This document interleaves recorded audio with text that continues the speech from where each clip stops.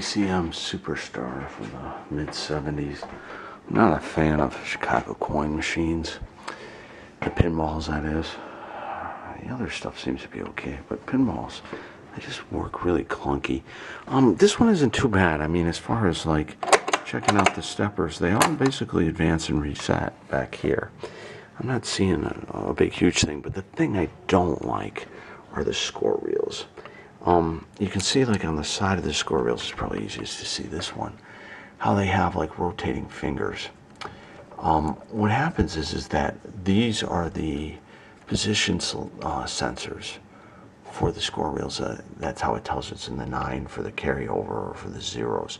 So if this gets dirty or worn, which it actually happens fairly often, the game won't reset properly, or it won't carry over, or it just won't score right.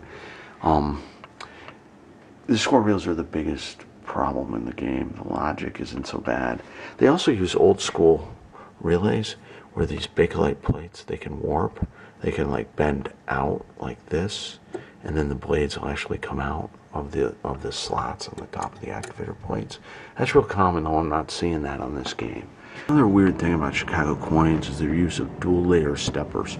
So here you got a stepper, what looks like a standard stepper with one stationary plate and one moving spider. But if you look, there's a second one behind here, a second stationary plate and a second spider. So you see they both advance. And the problem with them is, because of the two set of spiders, there's increased resistance on the spider fingers versus the board, so these stepper units like to jam up a lot, and they tend to be more problemsome and harder to service, because if you got to get into this plate to clean stuff, a lot of times you got to split the two layers apart to clean them. Here's the underside of the playfield. More steppers, but they're single layer. Interesting score motor. Notice the plastic wheel. Usually not a problem on these games. More, but because sometimes the plastic can crack where it attaches to the motor shaft. But just a different style of relays, but the logic is not that much different than, say, a Bally or a Williams game.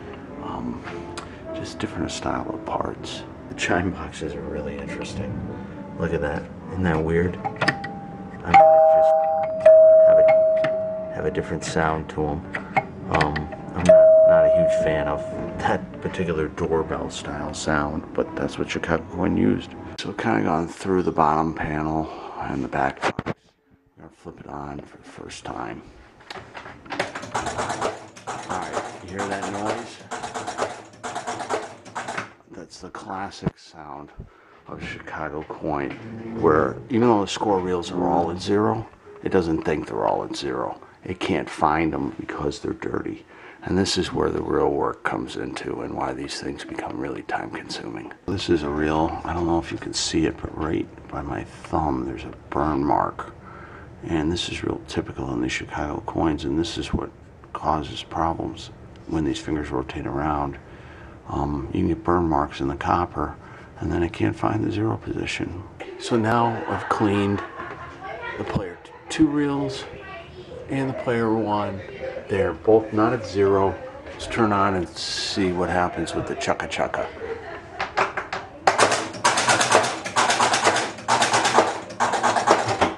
And look at that, the game resets. So, yeah, congratulations. Got it cleaned up with some new rubber. Start again.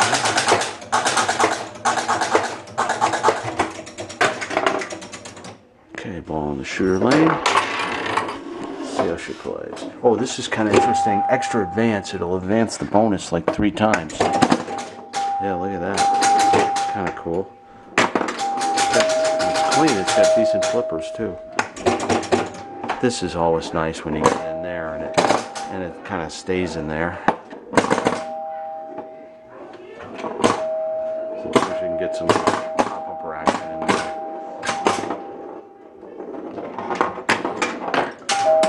And the ball.